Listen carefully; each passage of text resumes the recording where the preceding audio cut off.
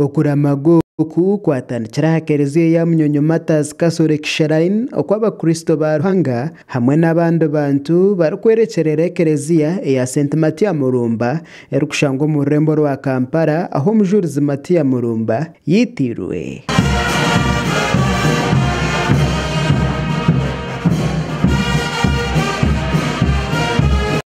Archbishop wa Kampala Paul Semogerere niwe yeguraho orutamburo oru okuruga aha mwanya ogwatandikirweho okwitwa abajulizi aha mbuga z'ekereziya ya parish eya Munyonyo ogw'okuramaga. Na bwanyuma aba batandika orugendo rwabo orw'okuramaga beberirwemu Bishop Paul Semogerere kandi aba baba bashendekerezibwa b'ebitongore by'okwerinda ebirimu polisi hamwe na UPDF. Aba baine ekigendererwa eky'okutambura bakabaasa okuhika omu myanya yoona ey'abajulizi baferiremu ogurimu ekereziya ya St Denis Kagwa erikushangwa Munyonyo, St Posiano erikushangwa Sarama Road, St Barikudembe erikushangwa Mengo Kisenyi hamwe n'omwanya ogwa St Mattia Murumba ogurikushangwa Orde Kampala kandi bagyenda nibahumiraho omu myanya egi barikweshengyereza abajulizi aba okubashabira.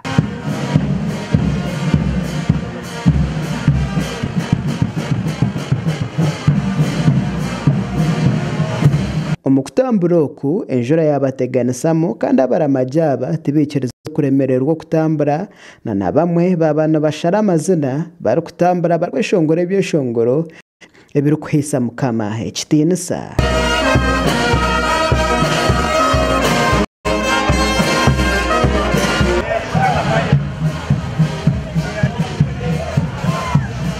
Bo ahari bamwe abantu aba nibatambura kandi abitwagezeho kuganiraho nabo batushoborera zimwe aha nshonga aha bwenki bayijumbira omu kutambura mbera salama loti era nebaza Mukama kujja tuka lunaku luno era nebaza abajulizi ba Uganda singa sipo twandibaddewa twandibuze era twebaza abasenaliza bajja wane Uganda batuletere ekigambo ky'Omukama olaba tutambula kati tuvadde tuvude Munyonyo mu myaka gyaffe nga tulaba n'abaana abato bali bajja kuza abajulizi aba Uganda. All of us we are believers, however we also don't go directly in the, and I'm going to pray that we are praying with them, but we are also praying on the road.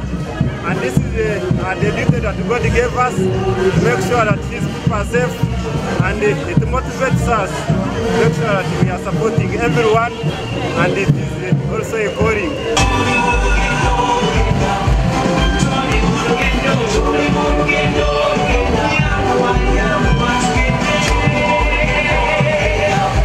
Hano Archbishop wa Kampala Paul Semogerere yashabira abantu bona okwejunisa abajulizi aba nk'ekyo kureberaho. Bulira ku bajulizi bafa wa Uganda ku lunaku luno olukulu ne government yatongoza tubatunulire batuyamba okusikufa bufi bujulizi n'okubeera abantu abalungi. Tutunulire n'emiti emito lunaku lwaleero abavubuka abalamaga nga batambudde awamu n'abajulizi ba Uganda mu lugendo luno oluwanvu okutuuka ku Kampala. Abavubuka abo tubakwasa Omukama babeere bajulizi nabo, si mu bigambo naye bajulizi abajulira witnesses. Ekyo Omukama kyagala tubeere. Ogwo yayongera yashaba abantu bona okuremeraho amazima nk'abajulizi oku bakozire nakwe babaasa okutaaha obukama bwa Ruhanga omu iguru. Ogwo yashaba abazaire kwehara okushomesa abaana baabo ebintu ebitahikire. Abazadde mbasabye bongere okubeera nga balwana mu budde buno kubanga abaana baffe bano basanga ebintu bingi nnyo ebiwakanya bye tubagamba bye tubabuulira. Abaana bagamba tobbanga naye bagenda mu society nga kumpi buli muntu alinga omubbi. Tolimbanga bagenda okulaba nga babagamba nti mulimbe babaga mubbe ebigezo bonna obukodyo obw'okulimbanga bonna weebuli. babagamba mubeere bantu batukuvu mubeere nga mubeere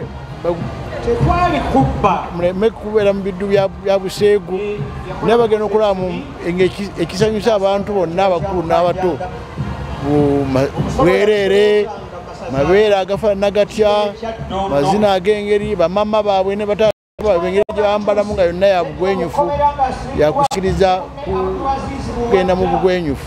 Nabwanyuma ab'orugendo rwabo orw'okumaliriza okutambura barikwijuka abajulizi nibaija kurumalirira aha mwanya ogw'omujulizi Mattia Murumba yetiirwe. Makuru aga gashakwa Ronald Ngabirano.